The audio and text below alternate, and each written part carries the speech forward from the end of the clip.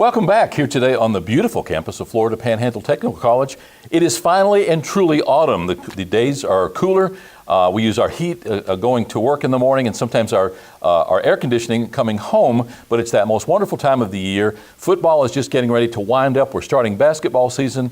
Only several weeks until Christmas and, dare I say, Black Friday and all that comes with it. With us today is no stranger to the show, Melisa Reddick from Chipola Healthy Start, talking about child safety as it pertains to your automobile. We say click it or ticket. The Florida Highway Patrol, and in this case we'll only address Florida law, says you must wear a seatbelt. Many times our children are neglected insofar as we put them in a child safety seat, we put a seatbelt on there to secure them and the seat to the car seat, but we don't do it properly. When we come back, we're going to let Melisa talk a little bit about the awareness. You'll be able to subsequently go to Chipola Healthy Start's Facebook page to see the graphics for all of this. But at the end of the day, just realize that if you're not comfortable in the same situation that the child finds themselves, chances are you're not. Early Learning Coalition's been here talking about the volume of music in your car and the fact that if you're squinting in the sun, chances are your kids need sunglasses as well. In this case, we're going to talk about even something more near and dear that should be to your heart, which is that safety of that child when they're in your vehicle. And Melissa's going to explain all this and more when we return, and we will be right back.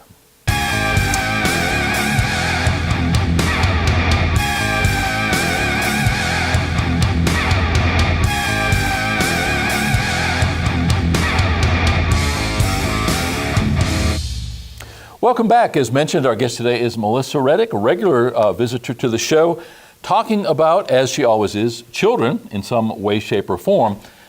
Melisa, I think that we just went past probably several months ago, but sort of the month that we set aside for the awareness for child safety seats within the vehicle.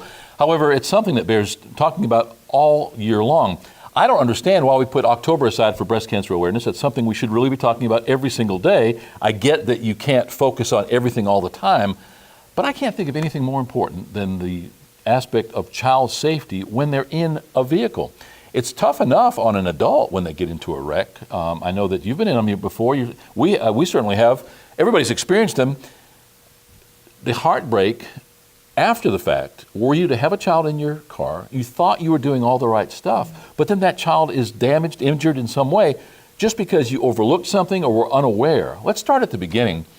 Florida law says that every passenger in an automobile in the state of Florida must be wearing a seatbelt. And there's a $50 fine minimum if they catch you. It's the driver that gets ticketed and fined. If you've got 5 people in your car and you're one of them, if you've got your seatbelt on and the other 4 don't, you're going to get charged $200 if they're not in your car. Do you know anything about the actual Florida law itself, other than the fact that you must have a child safety seat that's approved and that it must be installed in the correct fashion? Do you know if there's any difference in the law, the way the fine or any of that procedure as it pertains to a child? Well, with children, first of all, you cannot leave the hospital with your child unless you have a safety seat for them. They will help you put the child in there. But before you actually do that, you have to learn how to install it properly in your car seat, depending on the make and model of your car and the design of the seat. I know at one time we had the children facing frontwards and then another time backwards, and I think it's changed around a couple more times since then. What is the proper way now? And I know it's dependent on the age of the child, but in broad strokes, what are we looking at when coming home from the hospital? Sure. It does vary from age and size. Coming home from the hospital, it's rear facing up to the age of 1. They actually recommend as best practice going up to the age of 3 if you can, because of the way a child's body develops and grows. It's better for them just in case you were to get into an accident, and we don't want that for anyone. But they're a lot safer rear facing. They're going to be able to take that impact a little bit better. However, once we get to the point, and again, look at your car seat or ask one of our child passenger safety technicians at Healthy Start. It'll depend on weight and height, and they'll be forward facing up to about the age of 4. From about 4 to 6, they want them to have a booster seat, a high back booster seat. That'll have the lap belt come across. And after that, 8 to 12, they still want the child in the booster seat to give them that little boost that they need to be in the car seat safely or be into the seatbelt safely, so they don't get hurt or injured if you were to get into a wreck. Because that seatbelt can do some damage if it's not in the right place. Yeah, I know our grandkids, when they're at that younger age, I mean, up to a certain point, they're sort of unconscious. They're just happy to be there. But when they start becoming more conscious, they don't want to look backwards. They want to see what everybody else is seeing. Mm-hmm. So there's some frustration factor there. Many times I think we find that people are turning it around to please the child. directly in violation of not just the law, but of the best safety practices. So you're saying that when we come home from the hospital that first year, there should be rear facing. It makes sense. Most accidents are going to happen with forward momentum. In other words, you're going to hit something, somebody's going to hit you from the front. Everything is going to shift toward the front, toward the windshield. That means that child has that high-backed seat coming behind him, definitely going to cushion some of that blow up against that front, the back of the front seat in that particular circumstance. I know that a lot of parents, anybody who carries a young child, especially an infant, you're in the car, there's nobody in the passenger seat, and you get the child in the back seat, and there's, for new parents especially, the first child, there's that getting over that first bit of awkwardness. It's like you want to be able to pass a pacifier or a bottle, but they're facing the other way behind you. So obviously that's where the education comes in. Now the hospital won't let you leave, as you say, the hospital without a child seat and without them having told you how to install it properly.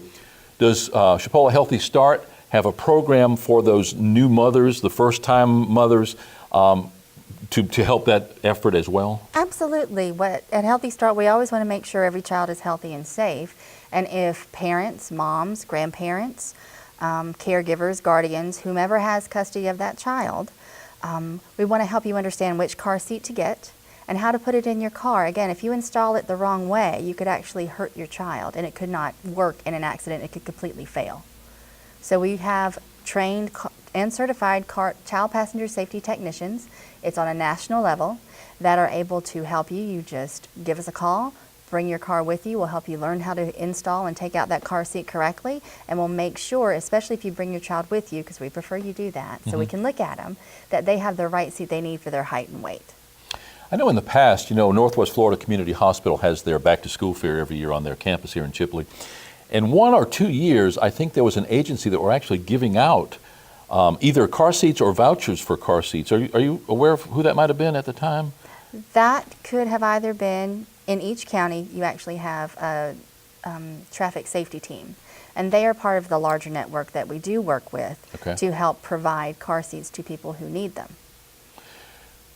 Child car seats in general, are not inexpensive, especially for somebody who's on a budget, especially a new parent. All of a sudden, they've got all these bills that they didn't have prior to the child being born.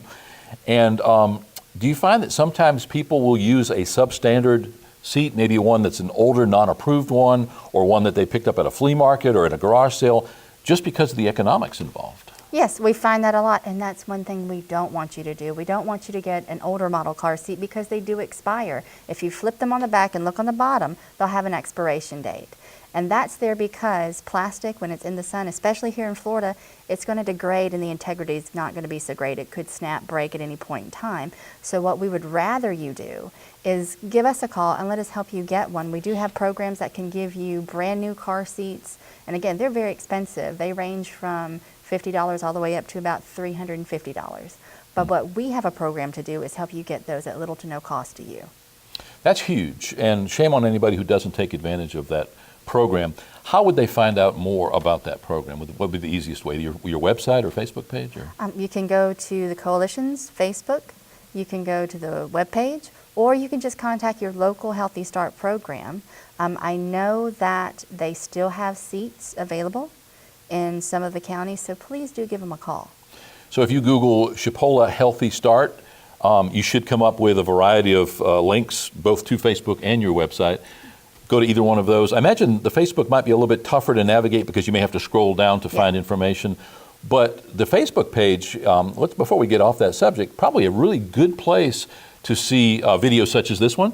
Yes. And also lots of other educational opportunities. Whatever the cause du jour, whatever the month of awareness is, I'm sure you're putting up graphics and videos and all kinds of educational material. So probably something a new mother should visit occasionally, if not regularly. Maybe just lots of helpful tips and hints about maybe even saving money and being more safe around the house. Exactly. We update that page as much as possible during the week. So there's not just information about car seats. There's information about healthy eating, about exercise, about staying hydrated, which is so important when you're pregnant, and also about the child passenger safety and how to get a car seat, childbirth education, anything and everything you can think of, mom and baby, it's on our Facebook page. You know, we work with Early Learning Coalition in their marketing and educational awareness efforts. And sometimes things are so simple that you overlook them. And one of their campaigns was, as I said in the intro to the show, sunglasses and the volume of music in your car. And some of those things we just don't think about. The kid's in the back seat, got a bottle, maybe sleeping, got a pacifier, not making any noise, out of sight, out of mind. We're just rolling along, got the music on, our favorite song comes on, we crank it up. We forget that that child's ears are a lot more sensitive than ours, and we could be doing irreparable damage, so something to be aware of. And then in the sunshine, and here in Florida, we've got sunshine 12 months out of the year. A lot of people wear sunglasses all the time. I know that I try to. And yet our children are right beside us, maybe at the beach, and they're squinting, and we don't even think. And it's not that we're bad parents, it's just that we don't think in terms of eye protection for them. So just like those two simple examples, car seats is probably one that you see a lot that are non-compliant. And what do you do when you see somebody? I know that's a touchy subject. You can't say, hey, you're a bad parent, you're doing this wrong. How do you guys approach people in public when you see something that's maybe, like I say, substandard? Well, we want to approach it in the best way possible. Again, it's from the point of how can we help you the best. And we really want to help you if you need a car seat, if you need to learn how to install it, or if you're not actually letting your kids buckle in like they should. That's a big safety concern. And we especially don't like it when we see car seats in the front seats with parents. That may be an easy way to reach them and to give them what they need, but that's not the safest place for them. So we want to help advise you in any way we can. Yeah, when I was a kid, we were standing up in the front seat, no seatbelt, next to our parents who were smoking like a chimney, and going down the road, and that's the way we grew up. I guess that was the Darwin theory. A lot of us didn't grow up. A lot of us didn't make it because of the subsequent accidents and fatalities. Do you think overall that we are safer? And if so, at what cost, if any? Well, let me ask it this way. Do you sometimes find when you're trying to educate, especially new parents of a certain age, do you find that sometimes there's some blowback that they kind of think you're trying to take over their life or trying to tell them what to do? Do you ever get any of that kind of negative response? When in reality, it's just the opposite. But do you sometimes get that kind of negative feedback? No, I don't find that we ever get that sort of negative feedback because, again, we're coming from a place of how we can help you best and help your baby best. And especially we're offering it at little to no cost to everyone. So we have parents who are very receptive, and sometimes we do have grandparents that come in and need the assistance because they've been given custody of their grandchild. So we're going to help them too. That's becoming all more frequently. That happens all the more frequently as we speak. It seems like people being incarcerated or having drug or alcohol problems. Lots of grandparents finding out, wow, I've got another child or more to raise because of the social problems within my dysfunctional family. We mentioned Northwest Florida Community Hospital's Back to School Fair. There are a lot of other ones around. That's the one that's closest to us physically. That's why that one comes to mind. What other events do you guys find yourselves at where you're doing this educational effort and perhaps talking about everything from car seats to breastfeeding and all of the things that you guys deal with? What other events, what maybe are coming up that you're going to be at? Well, we are in and around our community as much as possible. We are there at the Back to School events. We actually host our own events like community baby showers, community yard sales. We do a lot of other outreach, especially around Christmas time, Thanksgiving time, as much as we can to make sure we're there to give parents or caregivers the education they need and get them referred on to the agency that can help them best. Sometimes it's us, again, with car seats and education about moms and babies. Sometimes we may have to refer you on to ELC, Early Learning Coalition, because it might be something they can better help you with, especially like childcare. If somebody wants to find out more, what is your website? The actual long handle for the website is chipolahealthystart.org. .org. And the same name for your Facebook page? Yes, it should be the at Chipola Healthy Start, all one word. And Okay. that should pop up in your search engine and it'll pull it right up. Okay. If in doubt, just go to Google and type in Chipola Healthy Start, all three words. Lots of information there. We just touched on car seats. You've come many times in the past talking about other aspects, but my goodness, there's so much. You could probably come every day for a year and never run out of something to talk about. Thanks for taking the opportunity to come on. More importantly, thanks for helping to educate our viewers. And hopefully you'll come back soon and talk about whatever's next. I'd love to. Thank you, Paul. Our guest today has been Melisa Reddick from Chipola Healthy Start. Today talking about child safety and safety seats within the automobile. It's not just safety, it's the law. If nothing else, if you get stopped for your taillight being out and the officer walks up to your car and your child is not in an approved safety seat, you might find yourself getting a ticket.